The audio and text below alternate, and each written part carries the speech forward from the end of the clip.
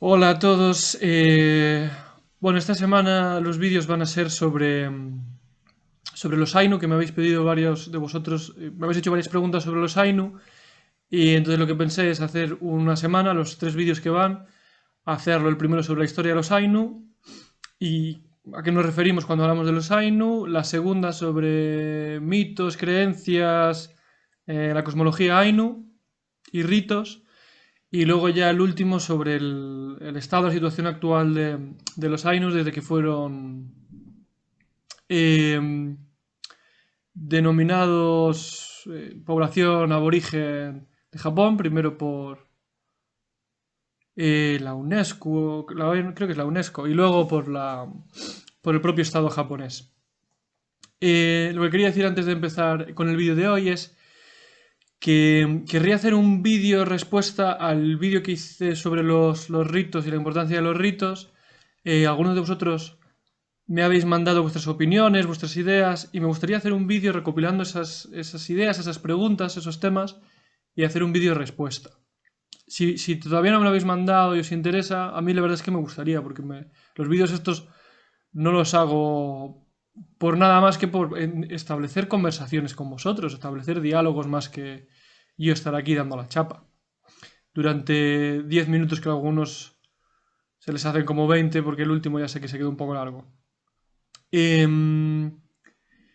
Vale, pues vamos a empezar entonces. Los Ainu, realmente Ainu es una palabra que en la lengua de la cultura o de la gente que se denominan como Ainu significa persona o ser humano. Los Ainu son una población japonesa que llegó a Japón antes de que llegasen los que se llaman los Wajin, que es la etnia o la población japonesa que se irá expandiendo. Y los Ainu surgen desde otras culturas no Wayuu o no japonesas, que fueron en su mayoría en el archipiélago japonés, fueron conquistadas en torno al siglo IX, más o menos. Sobre todo el establecimiento de contactos entre los Wajin, que ya digo son, por así decirlo muy simple y llanamente, son los japoneses. Los contactos entre los Wajin y los Ainu, sobre todo, se establecerán de forma más permanente alrededor del siglo XIII. Y entonces, ¿cuál es la principal diferencia? Bueno, los Ainu en su mayoría son cazadores-recolectores, vivían en las planicies, pero se fueron desplazando hacia los montes, también por la presión del estado japonés, que en sus orígenes se llamó Yamato, el estado Yamato. Y los Ainu, estas poblaciones, en parte de los textos japoneses son llamados los emishi, que es algo así como los bárbaros. Eh, Son unas culturas que tienen creencias muy arraigadas con la pesca, con la caza, tienen chamanismo, como ya hablamos en el vídeo, y van a tener diferentes enfrentamientos con los japoneses y van a ir siendo expulsados hacia el norte. En la época que se conoce como la época Muromachi, que es del 1336 al que lo lea 1573, en esta época la relación que van a tener los Ainu, que ya son expulsados hasta Hokkaido, que es la isla más al norte de Japón, las relaciones que van a tener van a ser de constantes y recurrentes luchas, guerras entre los Wajin de los diferentes estados y los Ainu, y cuando sean subyugados, constantes rebeliones.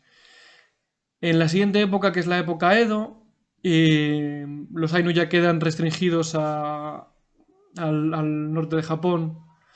Bueno, al norte, Hokkaido en esa época no era Japón todavía, y entonces Hokkaido Edo, que es el shogunato, que es el régimen de la dictadura, le va a dar esta región a uno de los clanes, que es el Satsumae. Entonces los Satsumae van a ser los únicos que tienen la prerrogativa o tienen el monopolio de comerciar con los Ainu. Satsumae lo que va a hacer este clan es de vez en cuando y de forma paulatina pero constante va a darle estos derechos a casas de mercaderes. Y entonces los mercaderes van a tener presión aún mayor con respecto a los Ainu.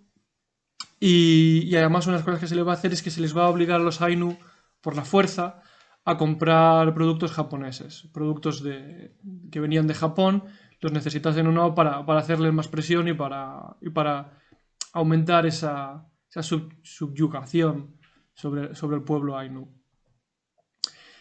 En torno al 1800, cuando ya el shogunato está decayendo, Edo, que es la capital, lo que ahora es Tokio, decide que el control sobre Hokkaido y sobre los Ainu va a ir directamente va a recaer en el shogunato. Vale, entonces la presión va a ser aún mucho mayor. A los hombres Ainu se les va a deportar, se les va a obligar incluso a trabajar de forma forzada. Van a ser obligados a trabajar para mercaderes japoneses en periodos que pueden ser desde 5 a 10 años, incluso prolongarse. Por otra parte, a las mujeres se las va a obligar a casarse con hombres japoneses para ir poco a poco diluyendo o acabando con la etnia Ainu. Se las va a forzar a que se casen con sus maridos japoneses y además se les va a obligar a que lo consumen, a que consuman el matrimonio. ¿Por qué? Porque la idea era que saliesen o sea, que las siguientes generaciones Ainu fueran unas generaciones, por así decirlo, mezcladas y se fuese perdiendo la cultura y la etnia Ainu. Se cuenta incluso que las mujeres fueron forzadas, es decir, de forma forzosa tenían que consumar. Muchas de ellas decidieron entonces escaparse y se marchaban a las montañas de Hokkaido, que Hokkaido tiene o sea, las cordilleras son bastante difíciles de transitar por ellas y entonces las mujeres que no querían o que se resistían a estas prácticas escapaban por allí. Luego ya en la época Meiji, que es el 1868, que es el periodo de modernización de Japón, el Estado japonés lo que va a decidir es colonizar Hokkaido de forma completa. Es decir, no un control más o menos ejercido desde Tokio, sino convertirlo en otra provincia más, en otra prefectura, que es como se llama en Japón, en otra prefectura del Estado japonés. Y parte de las razones que llevan a esto, la primera es que uno de los mayores terrores que va a tener el Estado japonés durante la época Meiji, pero también adelante, va a ser el miedo a las potencias occidentales. Y en especial en este caso de Rusia. Hasta el 1805 que venzan en la guerra ruso-japonesa.